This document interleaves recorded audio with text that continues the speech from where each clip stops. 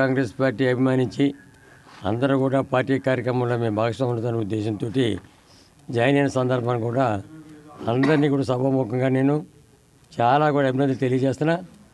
గతంలో కూడా నేను శాసనసభ్యుడిగా ఈ ప్రాంతంలో పనిచేసే సందర్భం అందరికీ కూడా తెలుసుండదు. ఆ టైంలో కూడా చాలా గ్రామాలు అన్ని సమస్యలు పరిష్కరించి కూడా ముందుకెళ్ళిన సందర్భం కూడా ఒక్కసారి అందరికీ కూడా తెలియజేయని ఉద్దేశం కూడా మీ అందరికీ కూడా మనం చేస్తున్నాం. మరి ఈరోజు వైఎస్ జగన్మోహన్ రెడ్డి గారు తిరిగి మరి రేపు జరగబోయే ఎన్నికల్లో నాకే వైఎస్ఆర్ కాంగ్రెస్ పార్టీ అభ్యర్థిగా కూడా మరి టికెట్ ఇచ్చే ఉద్దేశంతో నన్ను ఇన్ఛార్జిగా కూడా ఇక్కడ నియమించడం జరిగింది. ఈ సందర్భంగా కూడా మరి మీ అందరూ కూడా మనం చేస్తున్నా. చాలామంది చాలా విధాలుగా కొన్ని తప్పుడు ఆరోపణలు తప్పుడు విధానాలు కూడా చేస్తున్నారని చెప్పేసి మనం సెల్లో నాటిలో కూడా చూసే సందర్భం జరుగుతుంది. దయచేసి మీ అందరూ కూడా మనం చేసేది ఒకే ఒక్కటి, ఎవరు ఏ రకంగా చెప్పినా ఎవరు ఏ రకమైన ప్రలోభాలు పెట్టినప్పుడు కూడా ఈ నియోజకవర్గాన్ని రాబోయే రోజుల్లో నేనే వైఎస్ఆర్ కాంగ్రెస్ అభ్యర్థిగా పోటీ చేస్తాను. ఆ విషయం బొత్స సత్యబాబు గారు కళాఖండిగా చెప్పడం కూడా మీ అందరూ కూడా మనం చేస్తున్నా.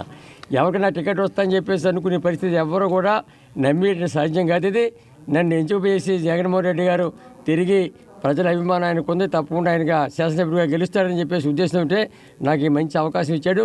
నిజంగా ఆయనే జన్మకి కూడా ఎట్టి పరిస్థితులు ఆయన్ని నా రుణం తీసుకుంటాను. తిరిగి ఆయన ముఖ్యమంత్రి కూడా రాష్ట్ర పథకాలు చేపట్టడం ఖాయం. అన్ని విధాల్లో ప్రజల అవసరాలకు అనుగుణంగా కూడా తప్పకుండా పనిచేసే విధానం కూడా ఆయన ముందుకెళ్తాడని చెప్పేసి మరొకసారి మీ అందరూ కూడా మనం చేస్తున్నాను. దయచేసి అబద్ధ ప్రచారాలు అబద్ధాల విధానాలు కూడా ఎవరు మీరు నమ్మొద్దు. దయచేసి ఏదో టికెట్ నాకు వచ్చేస్తాం ఇంకోటి కొంచెం కూర్చేస్తానని చెప్పేసి కొంతమంది చెప్తున్నారని చెప్పేసి నేను అలకిస్తున్నాను. దయచేసి అటువంటి అబద్ధాల ప్రచారాన్ని మాత్రం దయచేసి మీరు ఎవరు నమ్మొద్దు.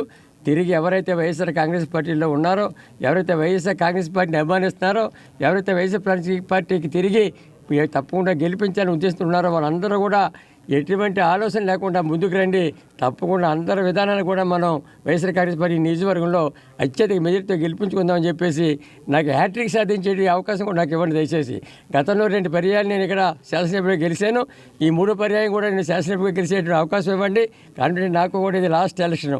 ఈ ఎలక్షన్లో కూడా నిజంగా అయినా నన్ను ఎంపిక చేశాడంటే నిజంగా మీ అందరి అభిమానంతో నాకు ఇవాళ టికెట్ వచ్చింది. యథార్థం చెప్పాలంటే ప్రతిపాదితులు ప్రజల యొక్క విధానం అంతా తెలుసుకునేనా యావత్ సోదరులందరూ కూడా తిరిగి వైఎస్ఆర్ కాంగ్రెస్ పార్టీ అభ్యర్థిగా వరపుర సుబ్బారావుకి తప్ప టికెట్ ఇస్తాడు, విజయం మోగిస్తాడని చెప్పేసి ఆయన ఆలోచన చేసి తిరిగి నాకు ఈ అవకాశం ఇచ్చాడు. కాబట్టి ఈ అవకాశానికి మీరు తగ్గట్టుగా కూడా మీరు అందరూ కూడా సహకరించి రాబోయే రోజుల్లో నాకు అత్యధిక మెజారిటీతో నియోజకవర్గాన్ని శాసనసభ్యుడిగా గెలిపించాలి, తిరిగి ముఖ్యమంత్రిగా జగన్మోహన్ రెడ్డి గారు ఉండాలని చెప్పేసి మరొకసారి మిమ్మల్ని అందరినీ కూడా మనసా వాచ పేరు కూడా కోరుకుంటూ మీ అందరూ సెలవు తీసుకుంటాను.